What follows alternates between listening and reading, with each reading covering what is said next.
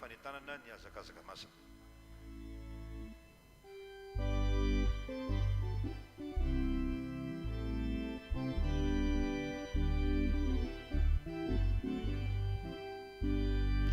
Gesù Cristo do pamonte, tomposianda manita, yana no fit sansara, laitsimio vani mandra yesar, ande ari isikya yaraka, anu yata ni azakazaka.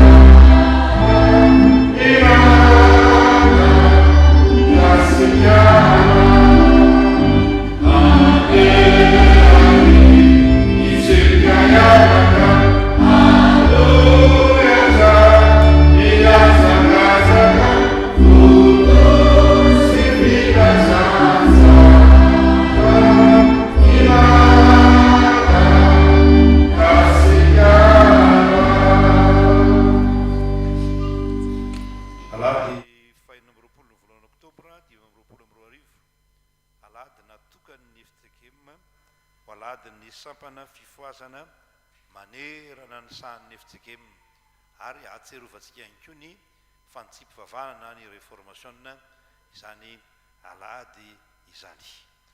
Aminareo ny fahasoavana sy ny fiadanana avy amin'Andriamanitra raintsika Jesosy Kristy Tompo sady mpamonjy antsika. Amen. Andesika hiara-mideran'ny Tompo amin'ny alalan'ny salamo izay voatondro eo amin'ny écran eo andininy voalohany ka hatramin'ny fahafito. Hifarobonantsika ny famakinan'izany mitarika ao mamaky ny andininy voalohany nareo mamaky ny andininy faharoa tahaka izany hatrany fa ny andininy fahaenina sy fahafito dia iombonantsika rehetra. Andininy fahaenina sy fahafito ny iombonana fa hifarombonana ny andininy voalohany ka hatramin'ny andininy fahadimy. Dia tsika hideran'ny Tompo manao hoe anandratra anao aho ry Andriamanitra mpanjako sy ankalaza ny anaranao mandrakizay doria. Sanandro. Lehibe Jehova ka tokony ho deraina indrindra ary tsy takatry ny saina ny fahalehibiazana.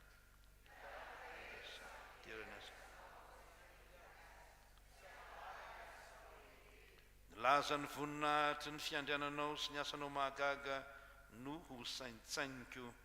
Ny herin'ny asanao mahatahotra no tenenin'ny olona ary ny fahalehibiazanao no lazaiko.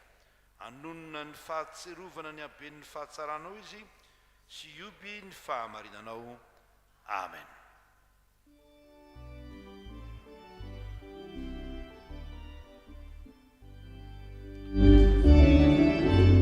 Oh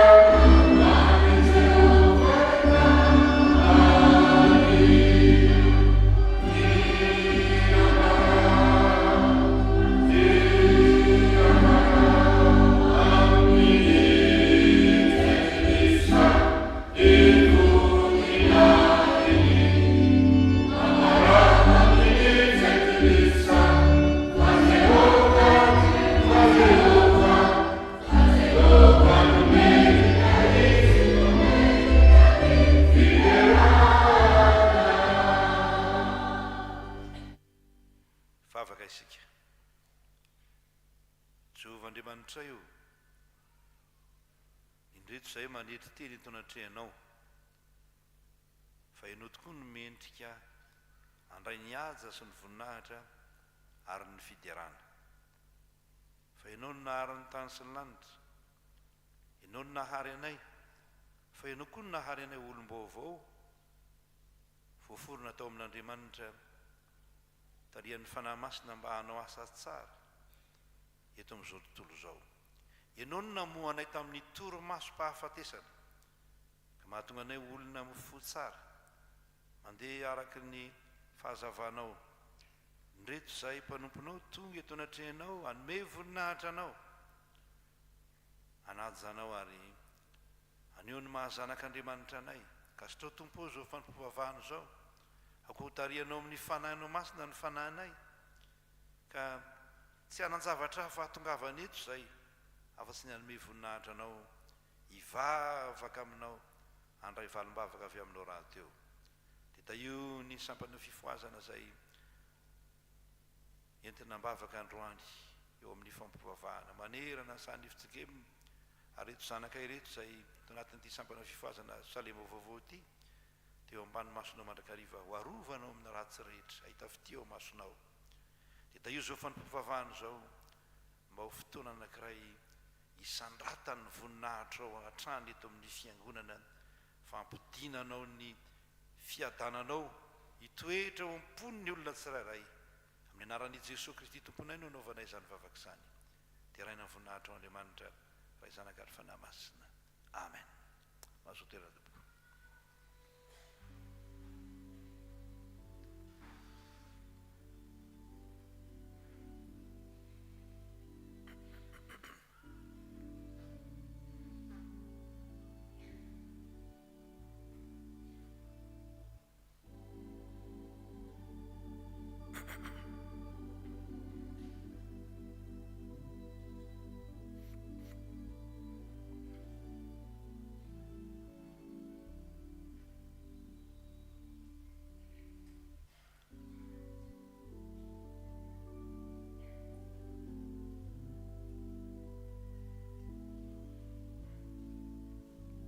mandrosomaka eo amin'ny fotoana natokana ho an'ny ankizy sy ny tanora isika izao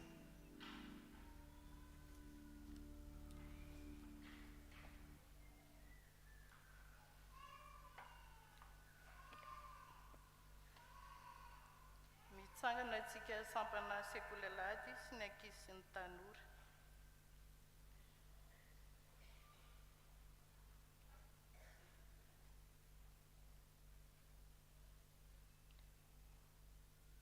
ivavakantsika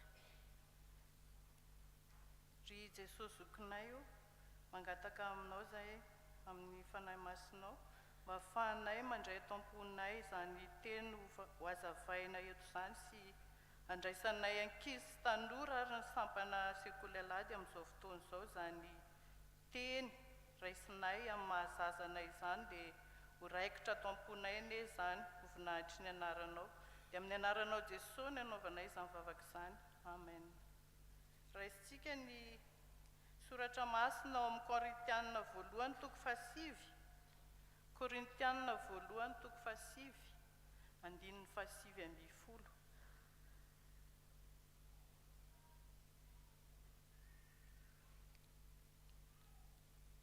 rehefa hitantsika izany dia vaikitsika amin'ny anaran'i Jesosy fa na dia afaka amin'ny olona rehetra zao dia mbola nataoko mpanompon'ny olona rehetra ihany ny tenako mba ahazoko maromaro kokoa izany teny izany dia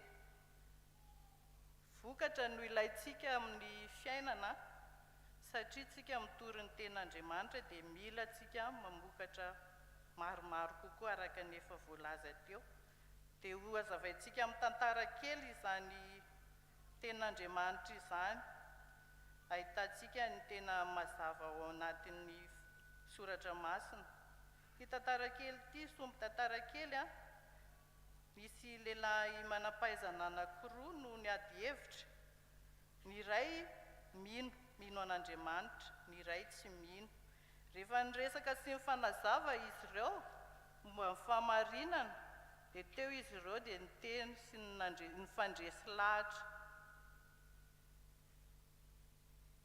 Tanteraka teo amin'ilay tsipino fa anaradian'Andriamanitra izy no nefa resy lahatra tamin'ny resaka nataon'izy ireo. Mba te hanana izany fiainana miaraka amin'ny Kristy izany aho izy tamin'ilay namany.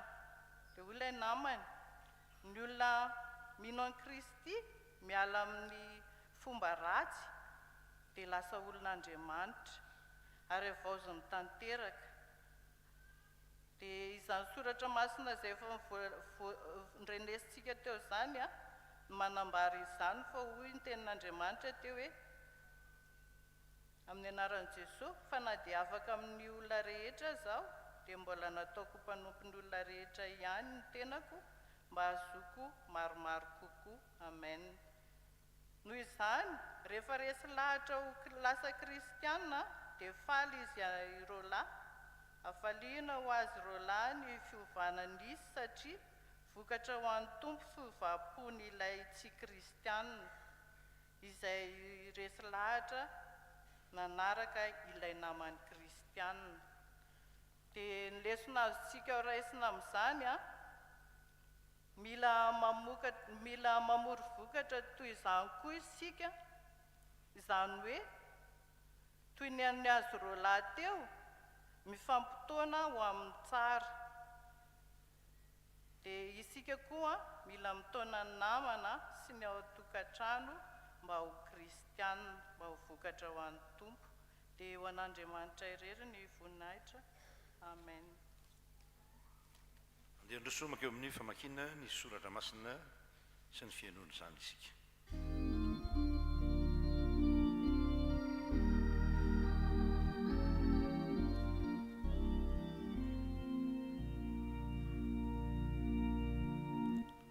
Rifanahy mpanazava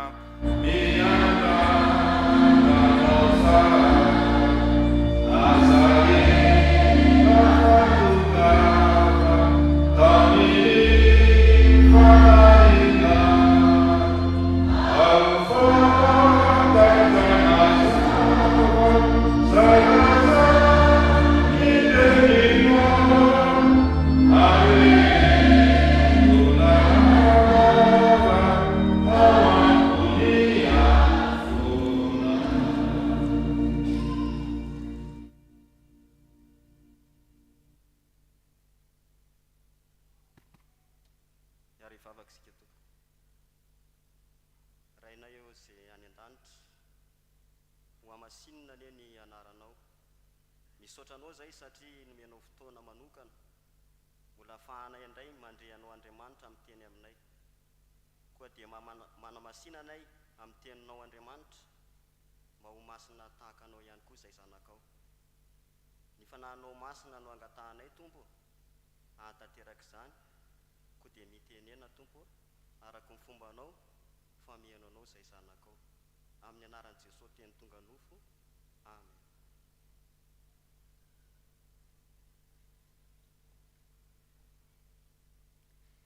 Isaia toko faha-enina ambinifolo ny andininy fahavalo ambinifolo ka hatramin'ny fahaefatra amby roapolo. Isaia toko faha-enina ambinifolo ny andininy fahavalo ambinifolo ka hatramin'ny fahaefatra amby roapolo. Ny teny rehetra dia vakiana amin'ny anaran'i Jesosy Kristy. Fa izao dia hamaly ny asany sy ny heviny, ho avy ny amorina ny jentilisa rehetra sy ny samihafa fiteny, dia ho avy ireo ka hitany voninahitra.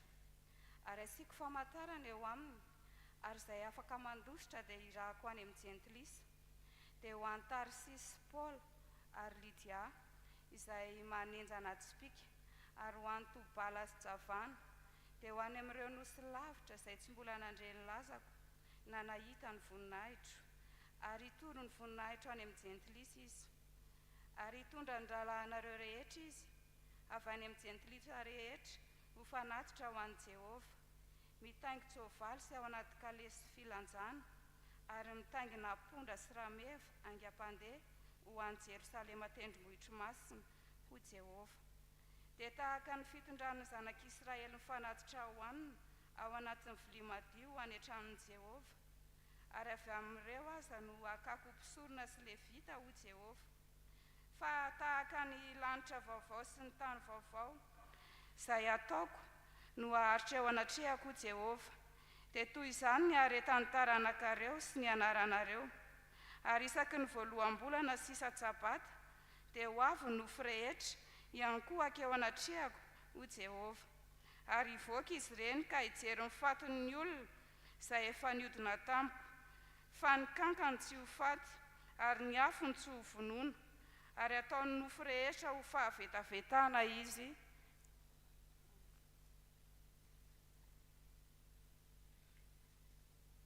Filazantsara araka ny Jaona toko 1:20, andininy 7:70 ka hatramin'ny 7:50.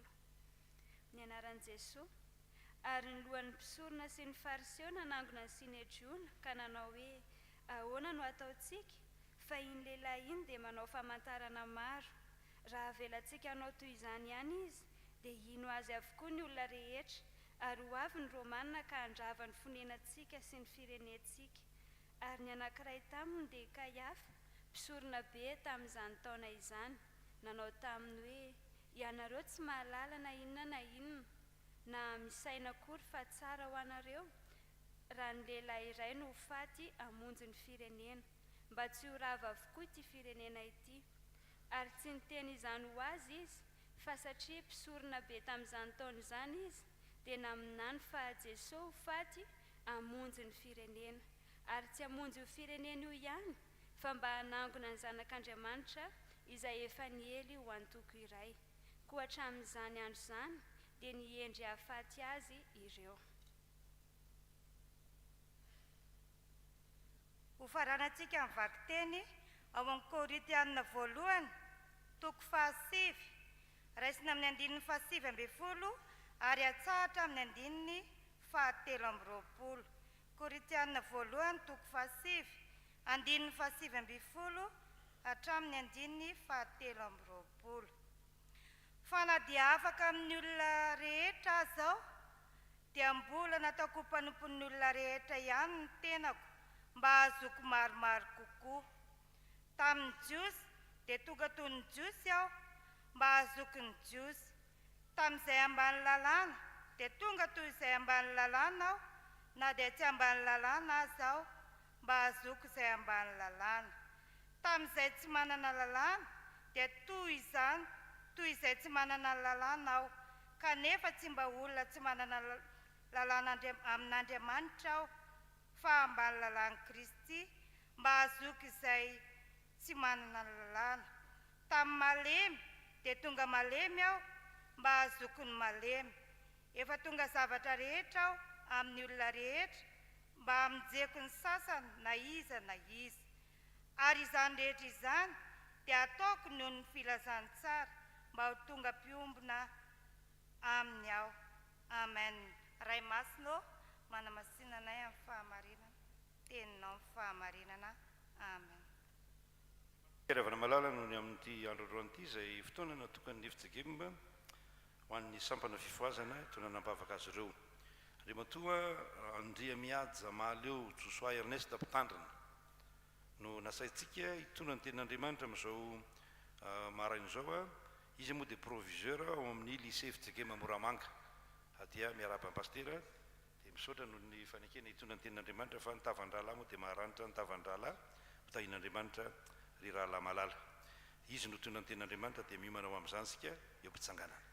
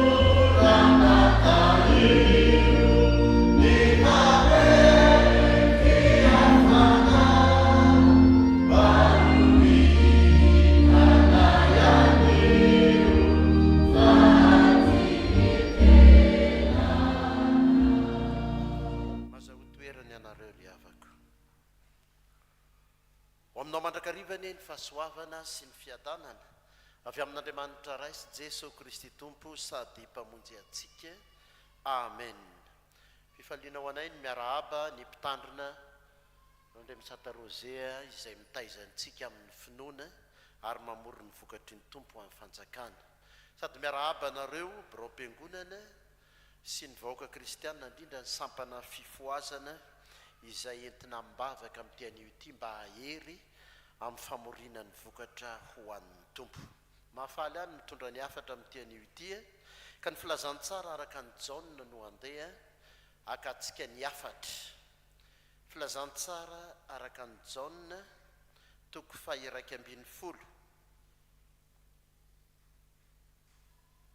Ny andininy 2:20 no ifotorantsika entina hakana ny hafatra.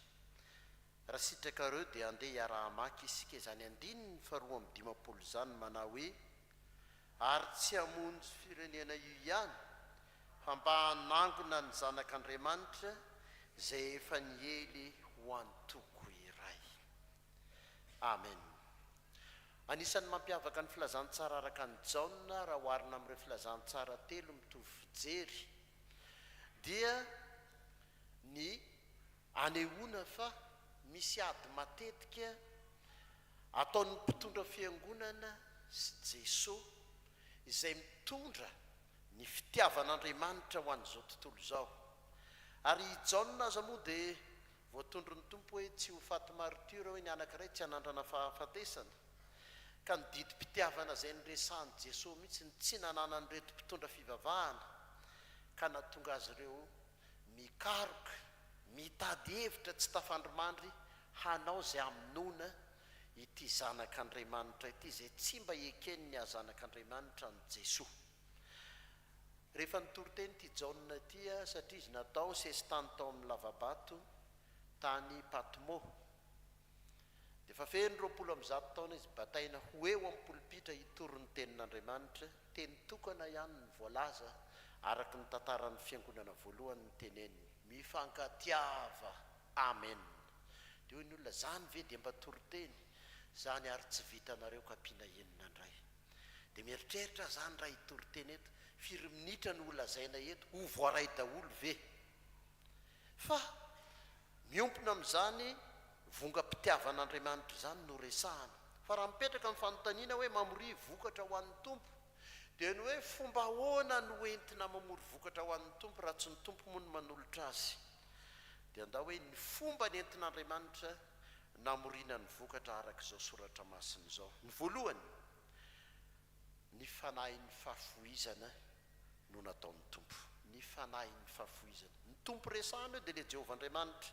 Raha mijery ny Jaona toko 2:20 isika dia malaza be ny amin'ny nananganana any Lazarosy tamin'ny maty. Faly ny olona satria tao anaty fahoriana lasa fifaliana satria navoaka avy ao amin'ny toeram-pamoizam-po ilay olona nalevina izay tokony efa ho maimbo nefa lasa filazantsara azy vakin'ny olona. Resy lahatra ny olona fa Jesosy ny tompon'ny fiainana. Etsy an-daniny kosa tezitra ireo mpitarika teo anivon'ny fiangonana dia ny sinedriona zany izay misy mpikambana maro izy ireo any amin'ny 170 no isany manam-pahefana teo amin'ny fiangonana sy ny faritra nisy azy. Dia hoe ho lasan'ilay rangahy ny fahefana sy ny olona inona no ataontsika. Dia tsy tafandrimandry nanao fivorian-dehibe ka raha mahita ny sony farany amin'ny PV io isika amin'io toko 2:10 amin'ny 7:15 hoe nanomboka teo dia tapaka ny hevitra fa ho vonoina Jesosy ary nikaroka ny fomba minoana azy. Zay zany ny farany PV fivorim-piangonana io. Dia eo indrindra no ametrahantsika ahoana ny fanahy ny fahafoizana nataon'ny Tompo. Dia izao navelan'ilay Andriamanitra iseho ny fankahalana mba ahafahany manolotra ny zanany hamonjena izao tontolo izao. Raha miverimberina ato anatin'ity hevitra ity ny hoe firenena dia ny ao an-tsaina dia ny hoe firenena jentilisa ilay nanjanaka andry zareo dia ny Romanina tamin'izany fotoana izany. ny zavatra mahamainy jiosy dia ny ho afaka ara-politika satria tsetsefiny retsy ny arena mandeha ny fandoavan-ketra izy ilay mesia navitra atsika tonga jesosy fa tsy noraisiny mba ho tanteraka ny hoe tonga tany amin'ny azy izy fa ny azy tsy nandray azy izy jiosy tonga tany amin'ny jiosy fa tsy noraisiny jiosy ary hitantsika tany amin'ilay Isaia teo izay midika hoe Jehovah ny mpamonjy ny dikany Isaia mitahaka ny hoe Jesoa ihany dia irahana ny olona ho any amin'ny firenena maro samihafa ilaza ny atsaran'ilay Jehovah Andriamanitra ka nome voninahitra azy. Reto misy zavatra asongadin'ny Jaona raha atao anatin'ity perikopa izay eo anoloantsika ity. Io firenena very io izay efa tsy ao anatin'ny teny fanekena ho antsony tompo ho tonga andiany vaovao. Zay le resahany eo amin'ny toko 10 izay mifampitohy tsara. Fomba ataon'Andriamanitra zany dia izao miala nenina izy, mitady ny fomba rehetra izy, na any anelakelan-trano, na any an-dohasana, na any an-tendrombohitra, hanangona ny olona ho any amin'ny famorina any atsopotra. Dia izao fomba fankahalana ataon'ny reto mpitarika ny fiangonana izao, ny lalana anankiray nampiasain'Andriamanitra hahatanteraka ny teny fikasana. Araka ny tenin'ny tompo hoe ny zanak'olona tsy maintsy atolotra fa lozany izay olona azahoana ny zanak'olona. Tsokevitra avy hatrany dia andeha ho raisitsika ny hoe sampana fifoazana no resahana ny fiangonana dia zanaky ny fifoazana andron'ny reformation izao.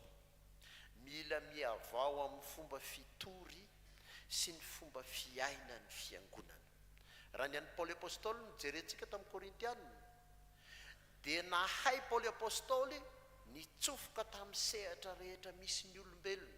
Raha atao mahitsihitsy dia hoe raha tary amoron-drano ny olona dia haiko ny resaka tamin'ny mpanasa lamba, teny am-patsakana dia haiko ny resaka tamin'ireo, teny am-pivarotana dia nandeha tahaka ny mpivarotra amin'ny sehatra rehetra. Zany hoe ny mpitory filazantsara dia mahay miosina sy ho tokam-pangaro amin'ny olona izay hitoriana. Ny mpitory filazantsara zany dia manaiky hoentiny filazantsara amin'ny fotoana rehetra sy amin'ny toerana rehetra.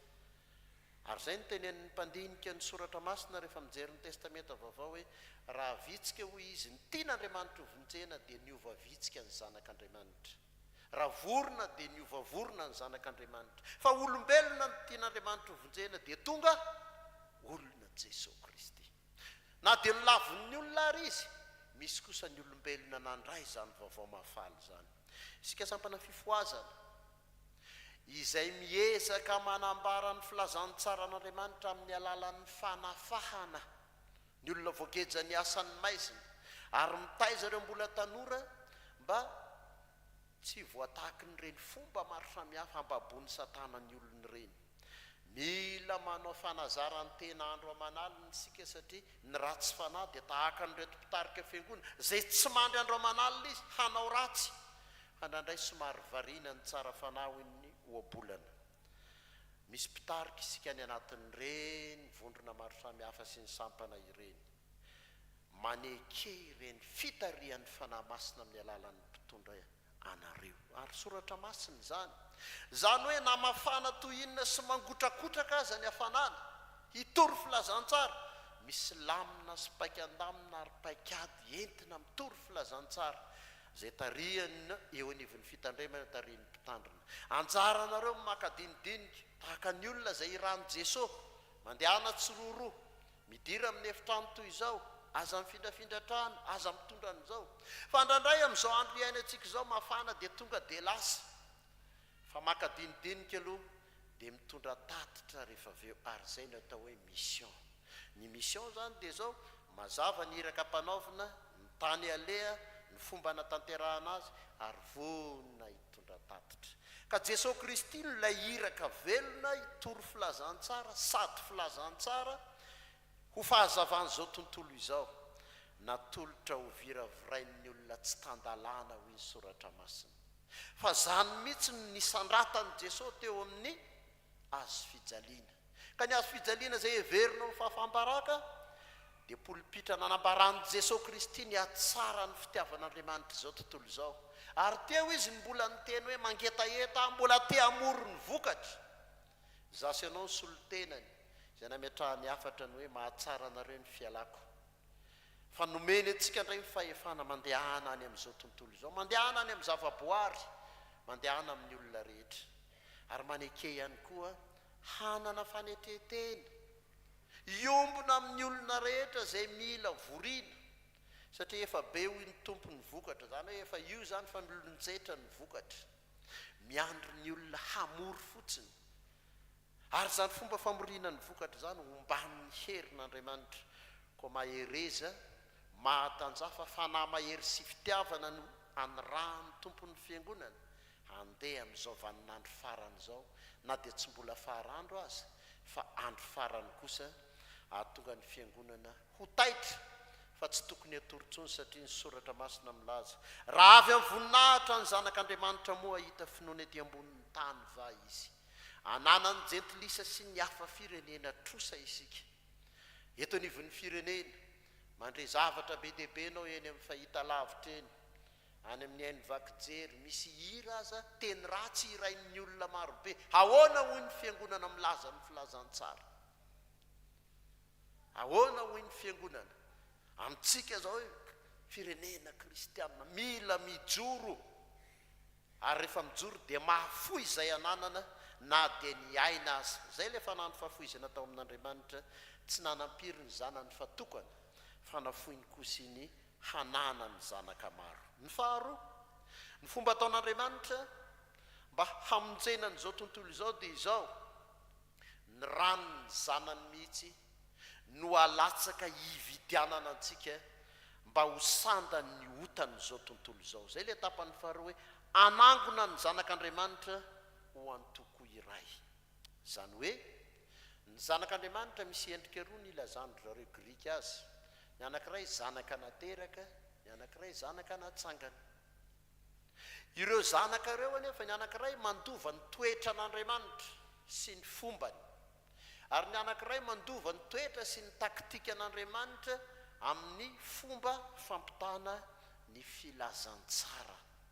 Fa noho ny amin'ny Jesosy Kristy ilay fianarana ho antsika, dia izy no niteraka antsika. Ary ny mpianatry ny tompo izay nanatrika teo tamin'izany fotoana izany dia nahita zavatra nahagaga izy, satria toa tsy mahafaly mihitsy ny olona manam-pahefana ny asa soa ataon'i Jesosy. Raha mijery eo amin'ny Jaona ohatra, misy lehilahy jamba niaona tamin'ny tompo, misy fanontaniana napetraky ny mpianatra, iza ny nanota? Toy izy hoe ny ray aman-dreny sa ny zanany no teraka jamby lehilahy io, zany hoe ota foana matoy ianao marary sy ny sisa. Mila mitandrina kely zany zay manana eritreritra an'izay, matoy voan-javatra dia tsy maintsy nanota, fa tokana ny valitenin'ny tompo. Tsy io na ny ray aman-dreny nanota, fa mba anehoana ny voninahitr'Andriamanitra. Zany hoe zany fijerin'Andriamanitra miabo sy malalaka zany no fomba fijerin'ny fiangonana n'izao tontolo izao, satria isika mijery amin'ny masom-pitiavana, izao tontolo izao kosa mijery amin'ny mason-dolo-po. Amboarin'Andriamanitra amin'ny alalan'ny filazantsara isika mba ho zanak'Andriamanitra mijery amin'ny masom-pitiavana, fa raha ny otantsika tsy misy mananjo andovan'ny lanitra, fa natsangany natao piray lova amin'ny Kristy na dia tsy tanteraka azy, na dia imparfait ary dia nataon'Andriamanitra plus que parfait. Zany ilay Andriamanitra antsika zany, zany ilay Andriamanitra feno fahatsarany zany, izany no niteraka asy anao. Jereo ingeny eo akaikinao fa zanak'Andriamanitra feno fitiavana io ndry dia andao iombona. Fa raha tsy miombona ny fiangonana tsy mahatory filazantsara, satria ny vina ao anatin'io dia hanangona ho antoko iray, miparitaka ny hevitry ny olona, mipatitaka ary ny mamaika ny olona vao misy zava-mitranga, iza ny diso, iza ny meloka, ka zay atao ametrahana tsilo avokoa. Isika tsy zanaky Satana ka hiapanga sy hamitaka ary andringana, fa zanak'Andriamanitra manamboatra sy mandamina. Malahelo Andriamanitra mahita ny fahotan'izao tontolo izao, dia nekeny mihitsy ny nikipy hanolotra ny zanany, ary zay ho ny mpanao evitenina tonga ny hoe andro mitatao vovonana maizina ny tany aman-danitra rehefa ny antsoantso Jesosy Kristy. Andriamanitra nahoanany dia mafoy ahy ianao. Nafoy ny tanteraka satria tsy zaka ny fijaliany zanany noho ny otan'ny olona, ny kipy Andriamanitra noho ny fitiavana azy ianao. Ao amin'ny Kristy ny fahatanterahany fitoriana ny filazantsara. Andao ilona ao amin'ny tenin'Andriamanitra ilay tonga nofo. Mila mivelona amin'ny tenin'Andriamanitra aloha. Fa raha tsy zany isika dia babo ny fomba mampanao n'izao tontolo izao satria toa marevaka sy mandoka. Fa ny zanak'Andriamanitra dia mila minono amin'ny tenin'Andriamanitra ilay Andriamanitra tompon'ny fahefana. Fa rehefa mivelatra sy avaozy ny tenin'Andriamanitra dia mahavesa-danja ao amin'ny famoriam-bokatra fa tsy ho lasa tahaka ny akofaka hodorana sy ho may. Ny fototra zany ry fifoazana dia ny fivelomana amin'ny tenin'Andriamanitra rerany. Ary zay no mahatonga antsika hoe misy tenim-pahefana vakiana alohan'ny asa sy ny fampaherezana. Dia ny faherezana azon'ny olona iny mampavitika azy amin'ny asa famorina ny vokatra eto amin'izao tontolo izao. Efa hamarana sady ny amin'ity toriteny ity dia izao no afatra. Mandalo izao fiainana izao. Aza lanina miaino zavatra tsy araka an'Andriamanitra ny sofintsika. Ary aza sokafana ao amin'izany ny fontsika.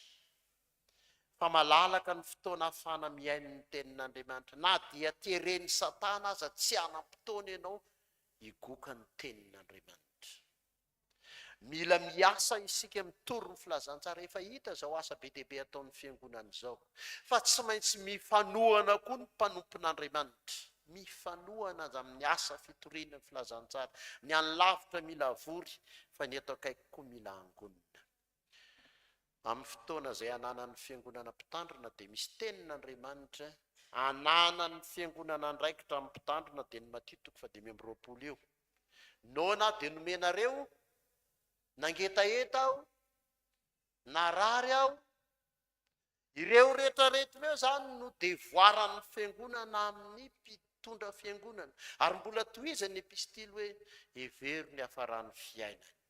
Ireny no takiany tompo vokatra koa raha pitso. Manana mpitandrina zany isika, mieritreritra n'izany ve ny fiangonana. Ny mpitandrina matetika tsy tafandromandro mandohalika mivavaka ho an'ny zanany. Fa misy fiangonana manadino mivavaka ho an'ny mpitandrina azy. Mila mivavaka. Isika sampana fifoazana dia atao hoe vongam-panahy amin'ny resaka vavaka. Za tsy teny hoe adalam-bavaka. Tena tia vavaka. Ny adala mantsy hafa mihitsy zany. Sy karazany 3 adala eo raha nitako amin'ny soratra masina. Ny adala no manao hoe anakapotsy misy Andriamanitra. Adala le tsy niomana tao anatin'ny fampakaram-bady. Adala ihany koa lay nandao ny tranony ray aman-dreniny dia lasa nandeha tany amin'izao. Ka tsy izay tsika fa olona tena tia sy mifikitra dia tena iray amin'ny tompo isika. Raha jerena zany toriteny io dia misy azo fijaliana mampiray antsika ao amin'ny Jesosy Kristy. Na dia viravirain'izao tontolo izao aza isika.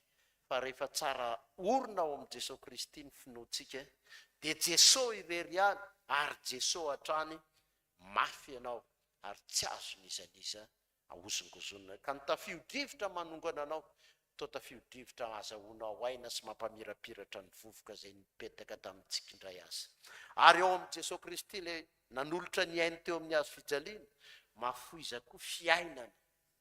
Mafoiza ny zavatsarobidy na dia ny aintsika aza, satria efa martiora fotsy isika, mba ho martiora mena ny finoana koa raha ampitso, raha ilainy zany noho ny amin'ny filazantsara.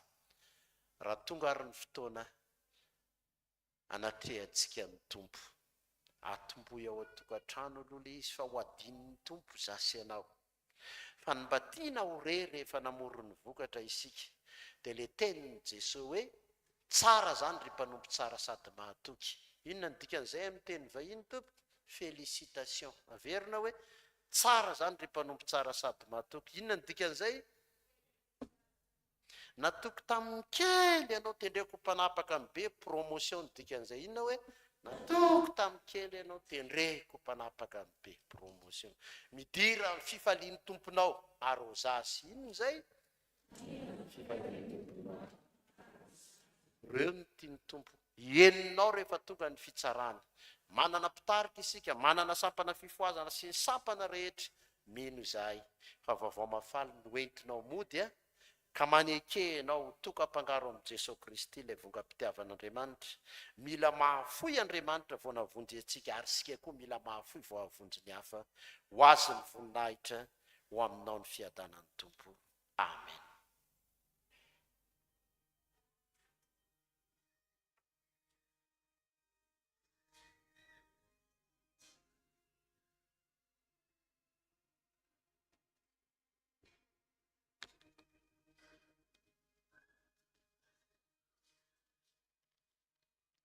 Afaka toko.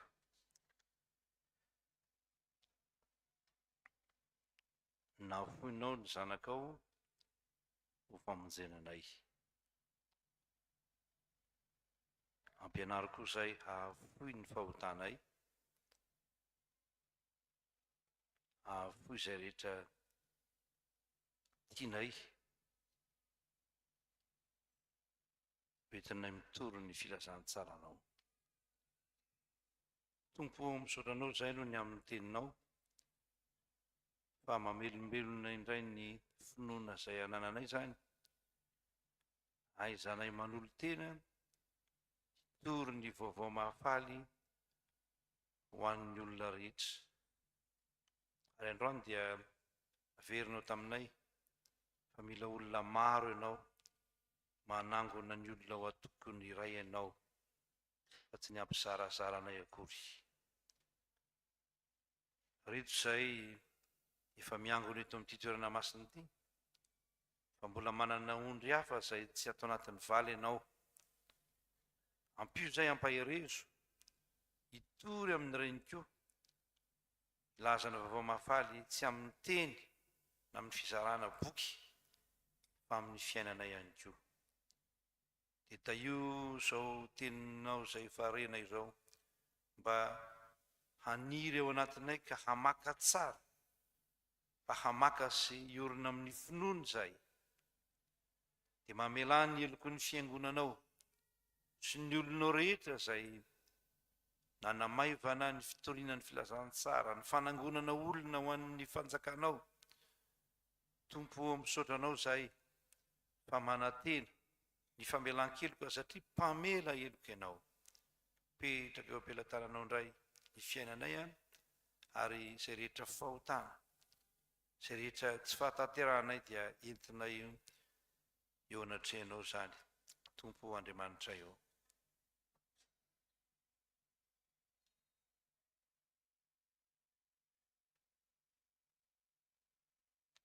Amindra fo aminay ianao ary amela ny elokay noho ny amin'ny Jesosy Kristy zanakao. Amen.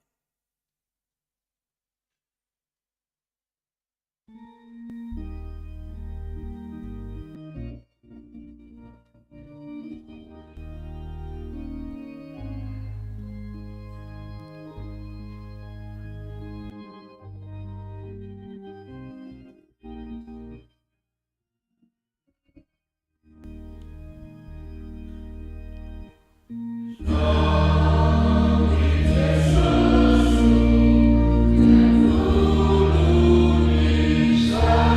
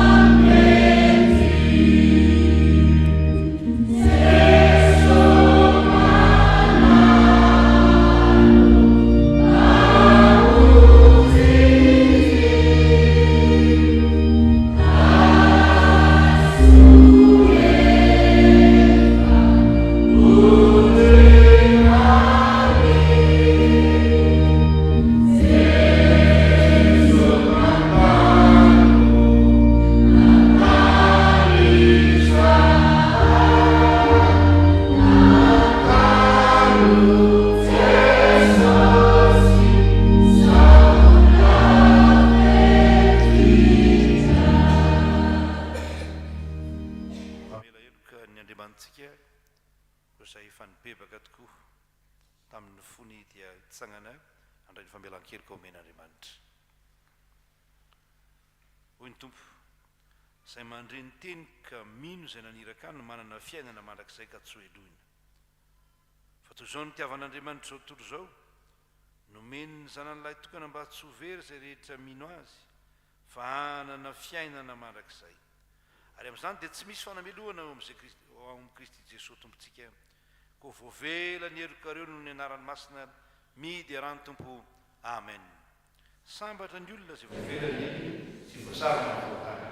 Sambatra ny olona izay Jehova eo ary tsy misy fitaka ny fanahiny. Amen.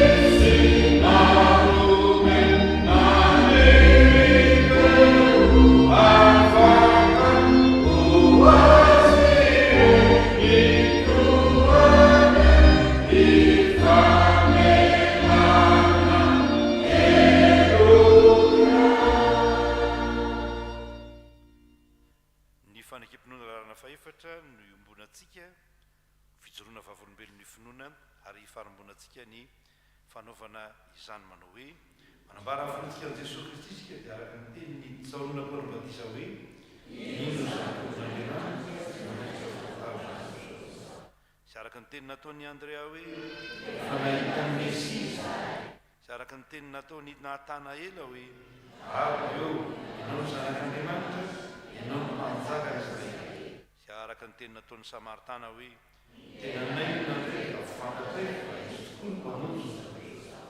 Araka ny teny nataony Petera hoe ianao no Kristy zanak'Andriamanitra, ianao no manana ny teny fiainana mandrakizay.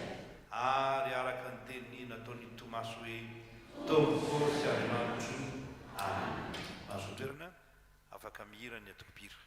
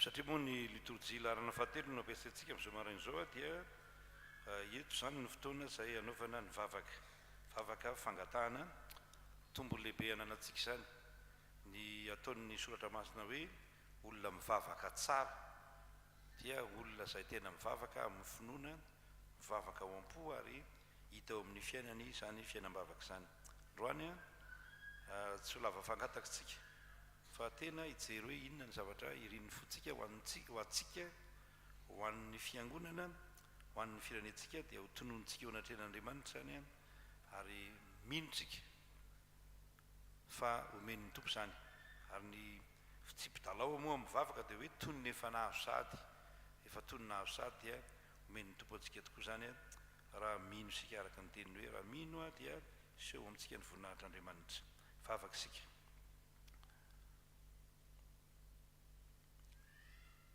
mino zay tompo ary tena manam-pinoana zay fa Andriamanitra mpamaly vavaka ianao isaoranay ianao ny valim-bavaka efa azonay na dia manadino ny misaotra azy zay dia nisy tokoa reny ny fiainanay dia tantarany valim-bavaka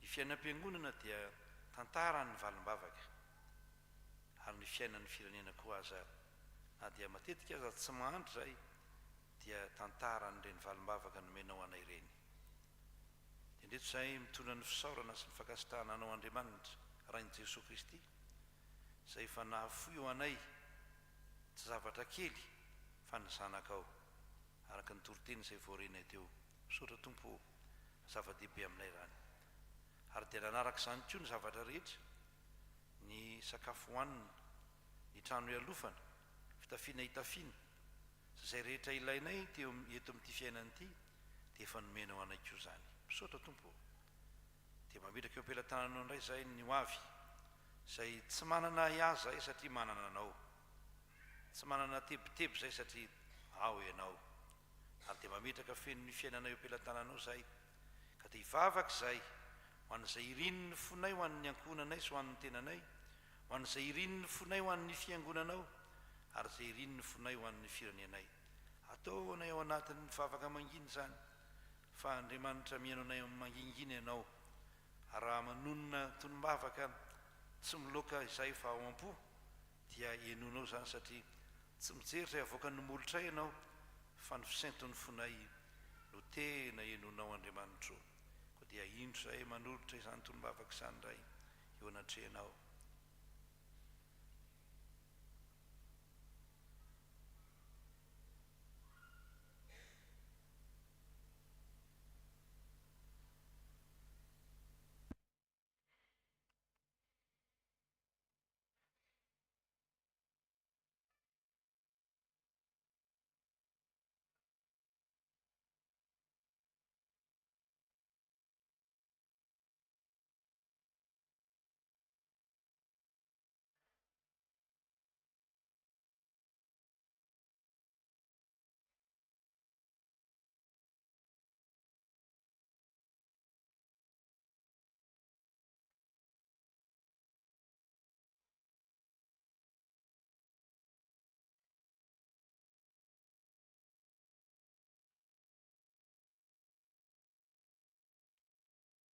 toko manana anao zay fa tonom-bavaka izay tononona eo anatrehanao dia tonga eo anoloanao tokoa zany ary raisinao zava-mampofona eo amin'ny seza fiandriananao ary Andriamanitra mpamaly vavaka ianao dia ho porofonao ny ray maky indray fa mamaly ny vavaka ianao Andriamanitra dia vavaka izay ho an'ny sampana fifoazana rehetra manerana ny sahan'ny fitsikemina ary vavaka manokana ho an'ireto zanaka eto amin'ity salema vaovao ity ahita fahombiazana amin'izay rehetra atao ary ina moa fahombiazana andrasanao aminay fa tsy ny hanangona olona mba ho vokatra atery ireo anatrehanao Andriamanitra to fitanteraka izany tompo dia mankasitraka anao zay dia toy ny efa nahazo sady toy ny efa nandray sady taminao ka dia misaotra anao sady ny amin'ny valim-bavaka izay omen'Andriamanitra anay mivavaka dia ampiarahanay mivavaka nampianaranao anay manao hoe raha inay ozy any an-danitra masinina neny ny anaranao tonga neny fahatonganao tao aneny sitraponao nety an-tany io takiny any an-danitra eo anay nio izany nasazy ao anay mamelany elokay takany namelanay sy neloka taminay aza mitondra anay amin'ny fakapanafa manafana amin'ny ratsy anao ny fanjakana sy ny hery ary finahitra mandrakizay amen. Dia misaoran'Andriamanitra raha malala ny amin'ity androandroany ity izay andro sarobidy ho an'ny fiangonana satria andro tondranam-bavaka ny mpanompon'Andriamanitra dia ny sampana fifoazana eto amin'ny fiangonana misy antsika ary atserovantsika koa ny réformation fantsipivavahana ka mampijoro antsika ho fiangonana tahaka izao fiangonana mandala ny tenin'Andriamanitra ary mametraka ny tenin'Andriamanitra ho ambony indrindra eo amin'ny fiainantsika eo amin'ny fiainan'ny fiangonana ka io tenin'Andriamanitra io no mibaiko antsika amin'izay rehetra ataontsika sola scriptura zany ny anarantsika any amin'ny katekomena zany fa ny anarantsika koa zany tany amin'ny dekona anarantsika koa zany tamin'ny fifaranam-piandra dia mametraka izany ho ambony dia ambonitsika satria izany no vokatra nateraka ny réformation ary maro hafa ihany koa izay tsy voatanisa eto moa tamin'ny fampiovana voalohany moa dia fandresahako teto hoe anankiray amin'ireny hoe ny liturjia fitsekemy liturjian'ny fiangonana réformé maneran-tany dia mifototra amin'ny tenin'Andriamanitra mifototra amin'ny tenin'Andriamanitra mametraka ny tenin'Andriamanitra ho ambony fa tsy dia ny fomba mampanao loatra ny rita fa ny any amin'ny fiangonana hafa moa zany dia hoe culte rituel ny filazana azy any hoe rita ny tena matanjaka any fa ty amintsika dia ny tenin'Andriamanitra matanjaka misaoran'Andriamanitra tsika noho izany rehetra izany dia tsika ifampiaraba indray tsy misy sopapa omena fa vetrany dia mifampiaraba manana teny mahafinaritra ao am-po ianao satria fifoazana raha teo tsika moa zanaka ny fifoazana irabana ny olona ao akaikinao dia arabo ao izy lazao aminy izay ao am-ponao.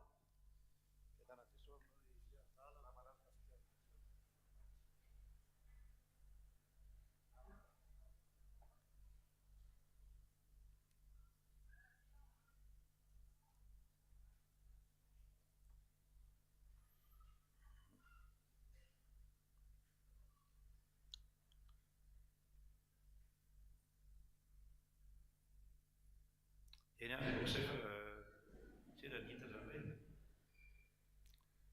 dia manatitra ny fiarabanantsika rehetra zany amin'ny anaran'i Jesosy Kristy tompontsika manatitra ny fiarabananao pasteur Andriamiady Jamaly eo Joshua Ernest mpitandrina proviseur amin'ny lycée Fitsekemy Moramanga président synodal izy teo aloha président synodal tao Tsirabe dia zao izy proviseur ao amin'ny lycée Moramanga dia miaraka amin'ny pasteur dia misaotra noho ny amin'ny tenin'Andriamanitra fa voky be mihitsy zay androany zany asa inona nga iny anaran'iny mety hoe misaoaka sa hoe ricantonné miampy loka be dia misaotra indrindra fa matsiro ny tenin'Andriamanitra tompoka misaotra sy tenin'Andriamanitra dia miraro soa anao sy ny ankoranao ary ny lycée Fitsekemy Moramanga zay entinao raha teo tatsika amin'izany moa mpitandrina fa tsy hoe voatery hoe mpitandrina akory mitondra fiangonana fa misy proviseur na lycée misy ny directeur na orinasa Fitsekemy misy zavatra tahaka izany any no asan'ny mpitandrina zany misaotra ny tompontsika noho ny amin'ity alahady androany ity dia ataontsika izao iroso amin'ny fifampiarabana amin'ny sampana fifoazana rehefa miresaka hoe fifoazana moa zany dia ino le lazaiko hoe rehefa fifoazana zany dia tsy mitanisa verbe dormir mihitsy zany hoe matoro zany fa mifo tsara ataovy ny hira ry zanaka malala dia mandroso ny birao mandroso aty anoloana anjara fitenenana ho an'ny fiangonana dia hoentina mbavaka ianareo ndao ary ataovy tsara ny hira.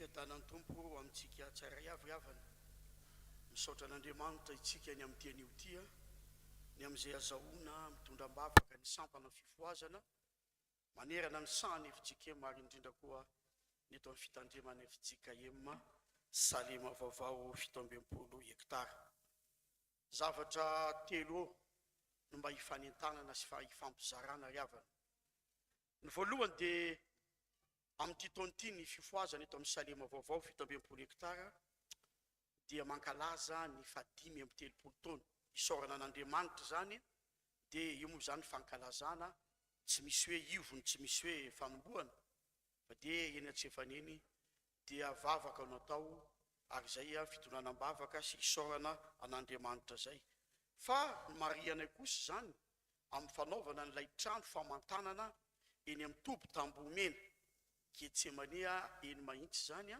dia misy trano famantanana ary misaotra ny tompo misaotra ndray aman-dreny mitandrina sy ny baom-piangonana sy ny zanaky ny fifoazana tonga teny efa natao ny ady fototra ny amin'izany trano izany ny teny faneva amin'izany hoe 530 taona zany dia ny Isaia 9:15 ny tapany manao hoe ezao ny fiantsonao fa aza tao malemy zany zany teny faneva nalainay mahakasika an'izany ny faharoa riavana dia mariana ihany fa ny fotoam-pifoazana eto amin'ny salema vaovao 17 hektara dia ny alatsinainy sy ny alarobia ariva manomboka amin'ny 10 ora sasany misaotra mitandrina sy ny baom-piangonana koa zahay ny amin'ny fiaramiasa eto amin'ny fiangonana ny amin'ny fijoona vavolombelona ny amin'ny asa tsara sy ny teny izay rahana manitatra ny fanjakan'Andriamanitra eto amin'izao fiangonana zao dia mahakasitraka indrindra tompoka ny amin'izany fiaramiasa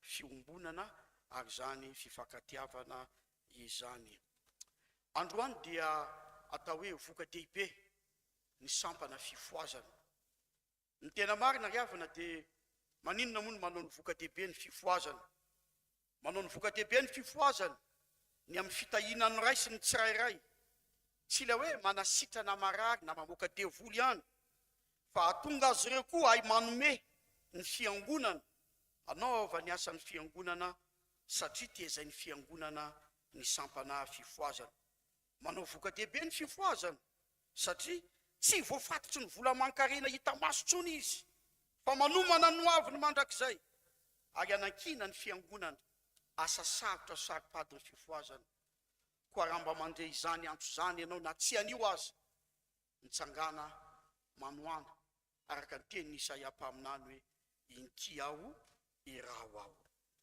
ny fotoana tahaka an'izao moa misy ny rakitra vata zay mbola entiny ninona moa ny sekreteran'ny fiangonana fa mba tsara ihany mba mifanentana riavana tsy ho anay eto atoerana io fa alefa any amin'ny foibe fifoazana averina tsara amintsika fa mba tsara anao mahafantatra an'izany fa tsy misy fanokanana azo atao eran'ny Madagasikara raha tsy tongany ny foibe fifoazana deritseretinao amin'izany ka zany any amora feny be mainty rano vola ohatrinona no lany amin'izany fa mba mifanentantsika amin'izay mba tokony ho ataonao dia mba ataovy fa anivijika ema zany sampana fifoazana zany dia isorana sady ianao ny amin'izay ataonao riavana amaky aminao ny afatra izay avany amin'ny sampana fifoazana foibe aoka ho masina ianareo satria masina ho Jehovah Andriamanitra reo livy Teokosy 7:10 andininy faharoa tapany isoratsy an'Andriamanitra raitsy tompo sady tompony asa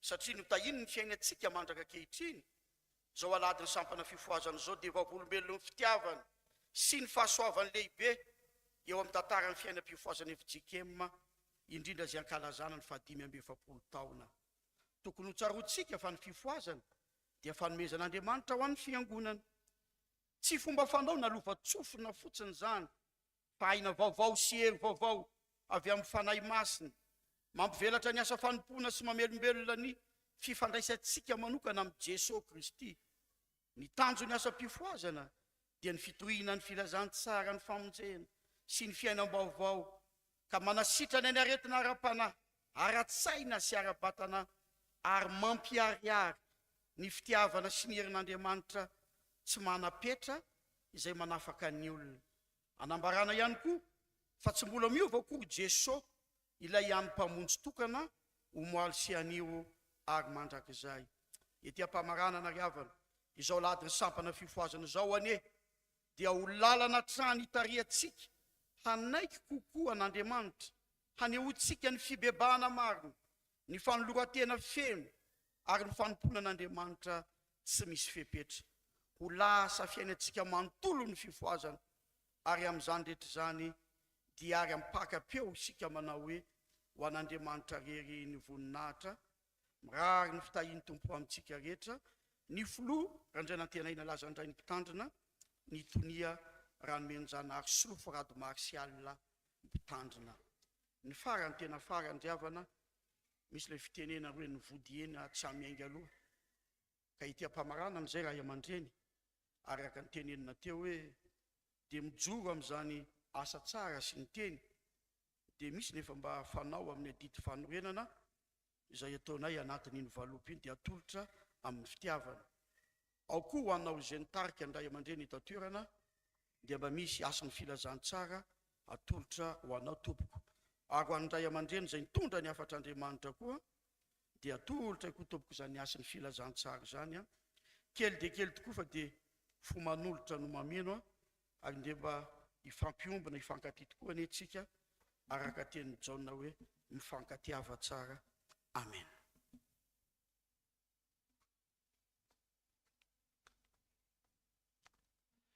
Dia hitsangantsika revana hivavaka ho an'ny sampana fifoazana.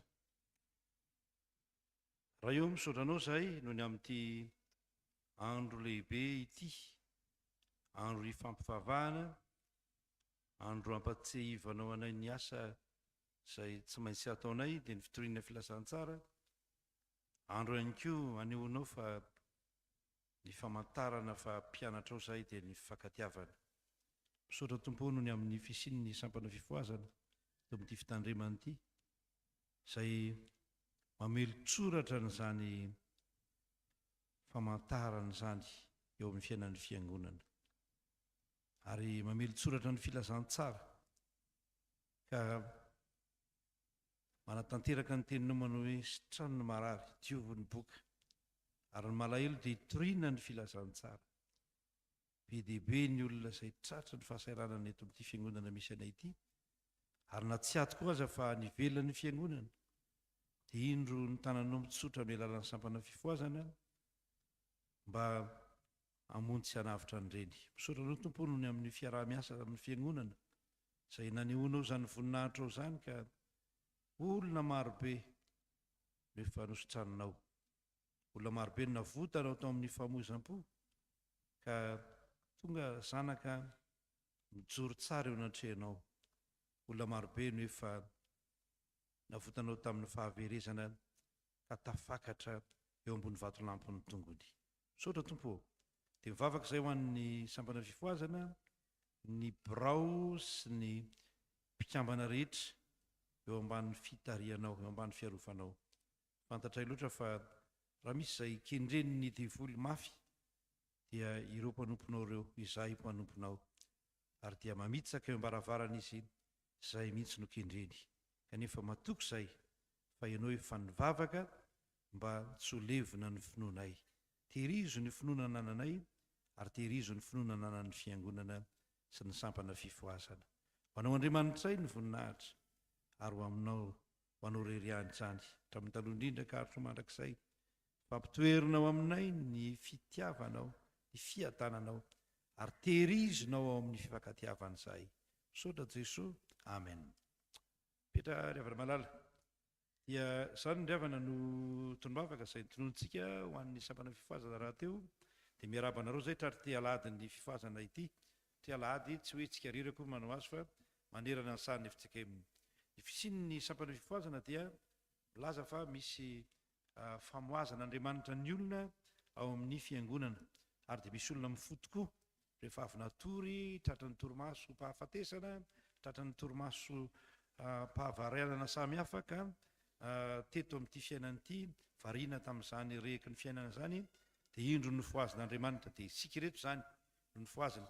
Raha ny tena marina ny atao hoe fifoazana dia ny fiangonana, fiangonana ny fifoazana, fiangonana ray manontolo, dia makataka amin'ny tompo isika ho anisan'izany isika rehetra, ka arak'ilay teny fanevany fifoazana hoe mifoaza tsara dia ifo tsara avokoa isika ary tena ahiratra tokoa fa tsy rendrehana na atory sanatria dia zany fiarabananareo zany dia raha natrany hoe ny fiarah-miasa moa eo amin'ny sampana fifoazana fiangonana dia misy tokoa tsy hoe resahana fotsiny zany fa tena misy eo amin'ny fiangonana sy ny fifoazana eo amin'ny mpitandrina sy ny biraon'ny fifoazana amin'ireo toe-javatra samihafa zay ilana fanavotana, ilana fanarenana, ilana famonjena ho an'ny olon'Andriamanitra dia misy hatrany zany fiarah-miasa zany ary misaotra ny tompontsika fa nataon'Andriamanitra ho tahaka izany tokoa ka dia misy tokoa somary be tokoa ny olona zay mandray famonjena mahita ny tavan'i Jesosy Kristy tompontsika noho izany fiarah-miasa izany ka dia misaotra anareo koa zay amin'ny fiarah-miasa misaotra manokana ny amin'ny fahatsiarovana ny fanondrenana satria mbola ady lehibe hatreny eto amin'ny fiangonana izany fanondrenana izany dia misaotra ny fahatsiarovana anay mpitondra fivavahana raha teo satria tandroka miaraka matsofontsika ka dia tsy misaraka naizalaiza fa tena miara-manompo ho an'Andriamanitra dia mandray tanana anareo zay dia ny ankizy koa moa zany araka ny fandresahana hoe omena anarana io atokom-pihira io tsy hoe ho koralina akory eto amin'ny fiangonana hoe koralina mitovy amin'ilay koralina telo eto amin'ny fiangonana fa tena mba ho atokom-pihira anankiray koa ao amin'ny seha-pitezan'ny fifoazana ka dia nomena anarana hoe feon'ny fifoazana raha teso feofi salema vaovao feon'ny fifoazana ka dia mirary soa anareo zay dia le hoe feofi moa zany mba tsy hoe fefy moa satria fefy efa nazon'ny olona fa dia feofitsika dia hoe fi zany dia tsara zany akafizina zany matsiro zany ka manaova zavatra matsiro tsara nareo zay manaova matsiro tsara fa aza manao diska loka io moa ndraindray ny atokom-pihira dia mena zany teny zany daholo fa ndraindray tsika eo ihany eo mihodinkodina eo dia goka amin'ny farany ny diska fa mila manao zavatra tsara mendrika ho voninahitr'Andriamanitra dia miarabanareo zay dia mba tsangana kely nareo rakizy hoe arapaina fa dia ireo nareo zay mbola te anatevin-darana moa zany dia mbola afaka makao dia manantena fa ho anankiray ho vavolombelon'ny tompo eto amin'ity fiangonana ity nareo sady vavolombelon'ny tompo any ivelan'ny fiangonana vitan'ny hafa ave moa tsy ataon'ny tompo vitanareo koa fa dia mahereza sy mahatanjah dia ao tsara hafa le samy hafa amin'ny koralina hafa eto am-piangonana moa zany dia mamihira anaty fampavara satrehtra fa ianareo dia afaka mandeha koa nefa naizanaiza afaka mihira ihany koa rehefa lady faharoa moa tsika dia milahatra ao anatin'ny koralina rehetra tsika mihira ary mankalaza n'Andriamanitra dia ataovy tsara ny hira ataovy tsara ihany koa ny fiainana fa tsy ny hira ny tena fijoroana vavolombelona fa ny fiainana iainana isan'andro san'andro reny ny tena fijoroana vavolombelona ka dia mba tsy ho anisan'le miteny ratsy be eny amin'ny arabe eny nareo fa anisan'le mba mananatra andreny aza miteny an'izany tsy mitsara andreny koa tsika fa manavitra dia miara-miditra ao amin'ny fanjakan'Andriamanitra isika rehetra rarosoa ry zanaka malala tain'i Jesosy efa nentina mbavaka teo nareo ao dia raisy tanana nareo président fa dia mirarosoa anareo betsaka ny zavatra mbola miandry antsika eto amin'ny fiangonana fa dia mahereza sy mahatanjah tanjao ny lohalika dia atsanjao koa ny ozape fa ilaina foana zany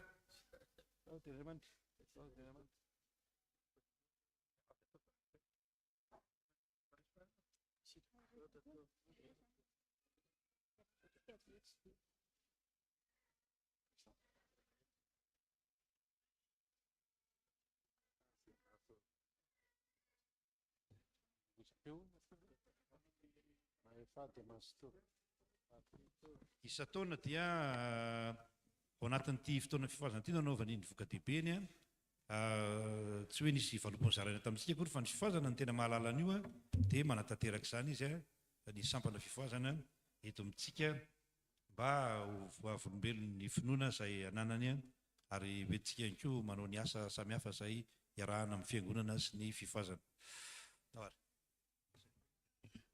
miandry kely an'ilay sobika atsika efa ny fanentanana moa amin'ny sampana fifoazana fandroantsika manao an'ilay vokatra 850 sy 300 nataontsika eo am-pitsangana antsika zanaky ny fifoazana ndreto zay zanahary zay zany no ataontsika miredona tsara dia manatim-bokatra tsika anaovana ny asa n'Andriamanitra ka tsisy an'le arona na valopina azy eny aminao fotsiny aza le zavatra dia tsisy olana mihitsy fa Jesosy efa mahita hoe zao ny any dia amenany azy ny azy dao ary avaka mitsangantsika manaty-bokatra tsika sady mihira miteraka tsara 850 sy 300 firana fifoazana dao ary mitendry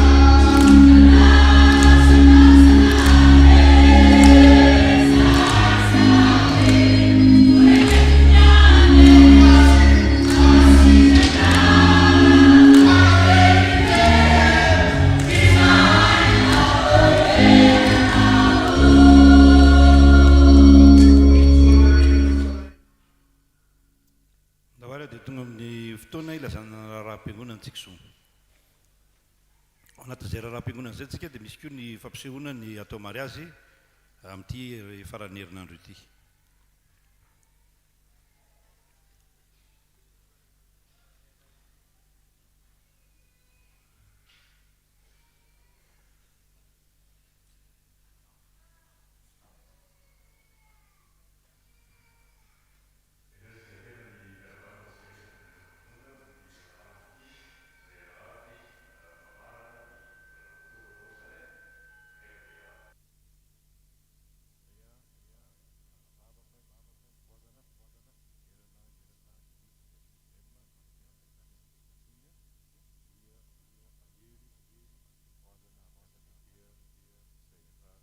Dianan'ny tompo an'izany sampana izany eto amin'ny fiangonantsika. Araka ny fanambarateo moa zany dia manohana azy ireo isika amin'ny asa zay tanterahana ka dia marika zany fanohanana zany dia misy moa ny rakitra vata zany zay atao eny ambaravarana eny amin'ny fanefana ny didy foibe zay tanterahan'izy ireo.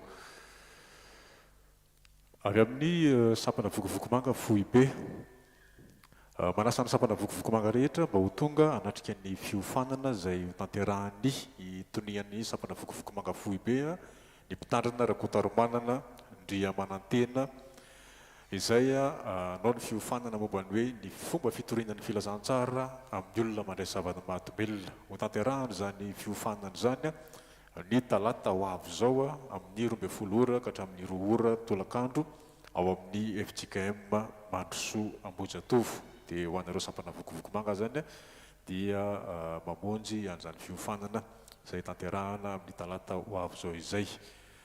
Avy amin'ny vondrom-paritany laika synodam-paritany Antananarivo Andrefana ilazana zany isika fiangonana fa amin'ny sabotsy fahavalon'ny volana novambra dia isy ny fivoriana tsaram-potoana zay tanterahan'ny vondrom-paritany laika fivorian'ny mpihevitra rà moa zany sy ny komite lehibe dia eto amintsika no anaovana zany fivoriana zany ny sabotsy 4 novambra manomboka amin'ny 7 ora sasany maraina.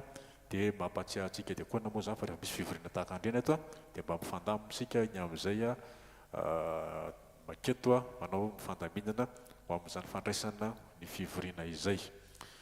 Ny FJKM Ivandry Firaisana dia anatanteraka ny fanompoam-pivavahana ivon'ny Jobily 500 taona ny fiangonana ny sabotsy 4 novambra amin'ny 7 ora sasany maraina. Mazava ho azy moa zany fa dia fotoana tarihan'ny synodam-paritany izany fotoana izany. Amin'ireny fandaharam-potoana ireny moa araka ny fahambarako mandrakariva dia misy solotena moa zany eto amin'ny fiangonantsika ireo dekona ireo mandeha manatrika an'ireny fotoana ireny mba ho mariky ny fiombonana. Ny fandaharam-potoana eto amin'ny fiangonana kosa dia fampatsahivana ihany ny amin'ny sabotsy rehefa mialohan'ny fandraisana ny fanasan'ny tompo dia misy ny fivorian'ny mpihevitra rasy ny fivorian'ny mpandray fanasan'ny tompo raha ny fanomanam-panahy dia amin'ny sabotsy ho avy zao indray zany manomboka amin'ny 2 ora sasany ny mpihevitra rà amin'ny 3 ora sasany kosa ny mpandray ny fanasan'ny tompo.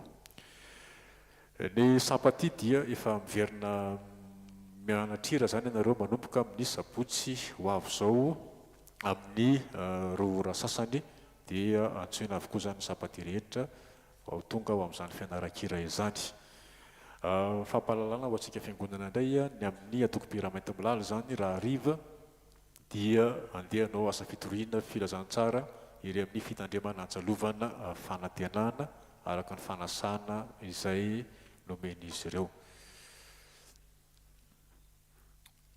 Filazana fanamasinam-panambadiana tanterahana amin'ny alakamisy 17 volana oktobra ho avy zao ny fanamasinam-panambadian'ny Rockistive Rambelo Arsan sy Ratsirahonana Felanirina amin'ny 12 ora atoandro moa no ora anatanterahana izany eto amin'ny fiangonantsika amin'io alakamisy 30 ny volana oktobra io. Miravoravo amin'ny vady malalanao amin'ny andronao rehetra mandalo foana izay efa nomeny anao ety ambany masoandro Andriamantoa sy Ramatoisany Rahalala Arsoa Falimanana Lovasoa Botonirina Rasovololapierre Rakotonindrina Jean-Yves Lucien Rafaramalala Joel Niena dia falimanansanareo amin'ny fanamasinana ny fanambadian'ny Zafiny zanany Randrianarimanana Falimanantsoa Toky fanomezana sy Rakotonindrina Gaël Linda. Tanterahana zany fanamasinam-panambadiana zany ny sabotsy 15 volana novambra eny amin'ny FJKM Ambohijafy fanantenana. Ny razazavavy moa zany no zanaky ny fiangonana eto amintsika dia razazalahy no any amin'ny fiangonana FJKM Ambohijafy fanantenana. Fa ny fanamasinam-panambadiana kosa amin'ny lakamisy ho avy zao zany no aseho amintsika eto zany aorinan'izao raha zay ataoko zao dia tahaka ny fanahy mahazatra moa zany dia hitsangana eto izy ireo hitantsika fiangonana dahoary.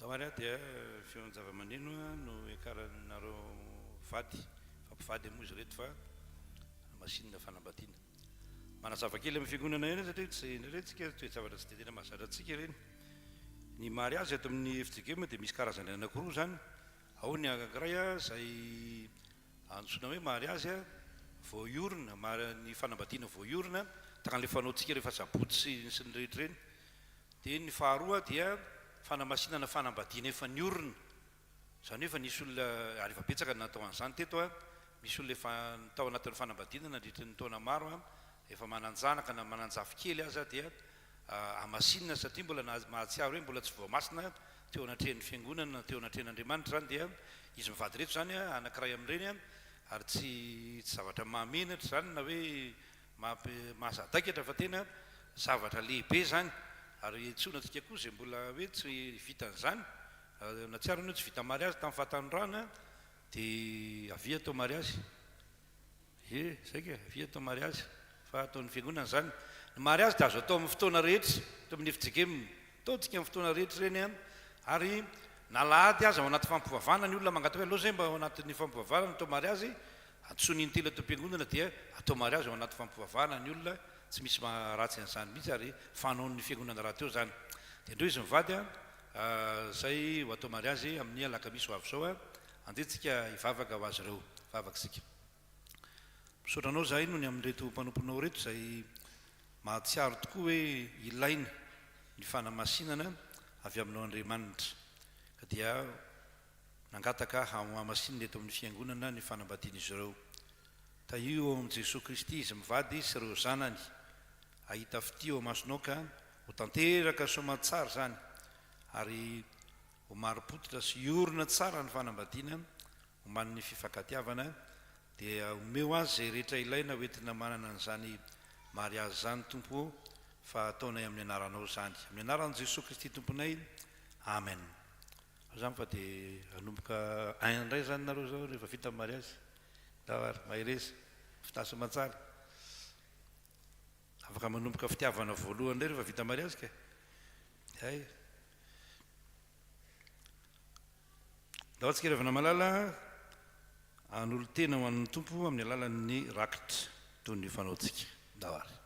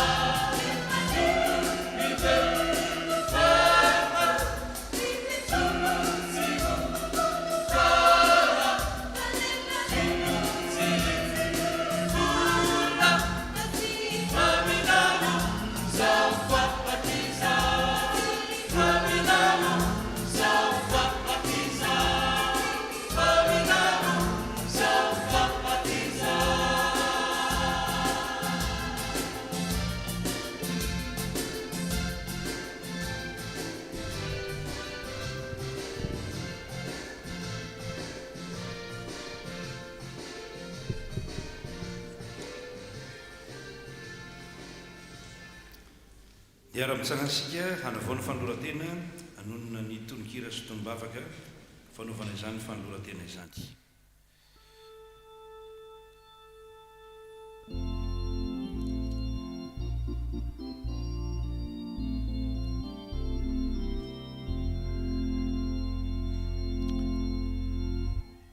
Tompo izika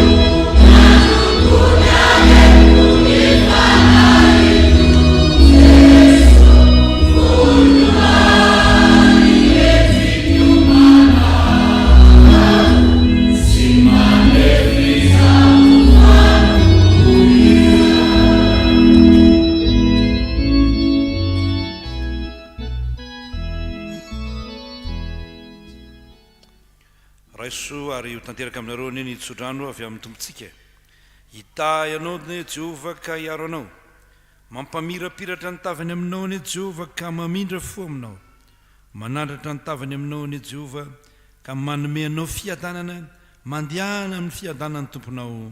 Amen. Mahazo toerana petrao amin'ny tompony ny fiainantsika ary hiatransika manao ny vavaka fisaorana n'Andriamanitra amin'ny zavatra rehetra. Dia mametraka ny fiainana eo am-pelantananao zahay, misaotra anao noho ny amin'ny asa fanompona izay nitanterahany diakonina sy ny lolona, tanterahany sambana fifoazana raha teo. Ny akanjo izay nanompoana dia tsy maintsy ho esorina, fampitoera aminay ny fanahinao. Tahaka izany koa ny mpiara-mivavaka rehetra, ahita fity eo masonao ane, ka amakivaky izao fiainana izao toy ny fanaony izay vao avy nandresy. Dia ho anao Andriamanitra tokana sady endry rerian'ny voninahitra amin'ny anaran'ny Ray sy ny Zanaka ary ny fanahy masina. Amen. Dia mirary soa antsika rehetra tompoko a, tahin'Andriamanitra daholo.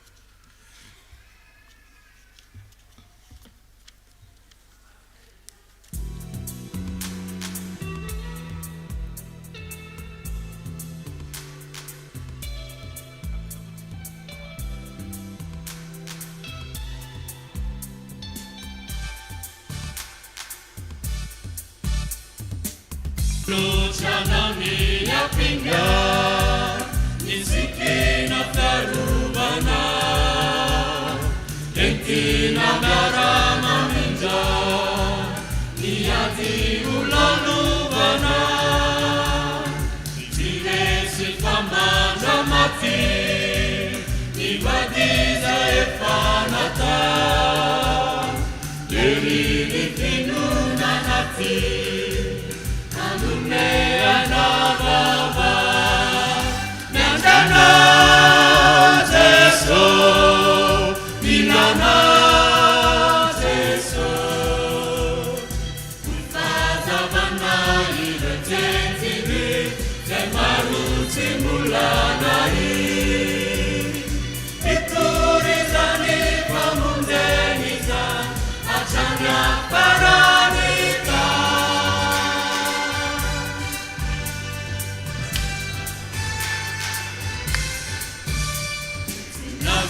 Jadi pampauri yang baru irfana yang benar kazamaturi asam ratuni fidera seni pale pale binu di Indonesia